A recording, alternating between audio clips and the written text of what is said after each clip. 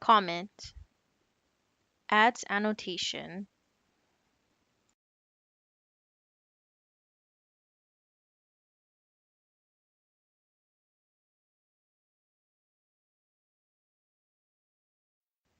You can format the comment as well by clicking through the configuration options.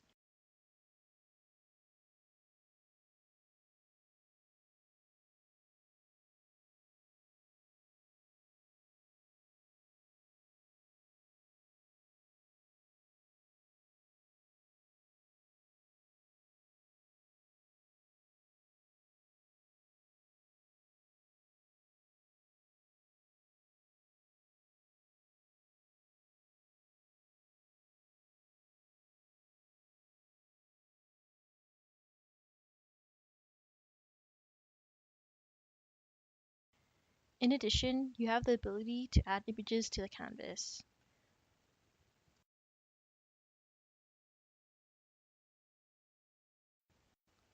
The comment tool is useful because you can capture notes or explain a process or processes which you could refer to later as a reference.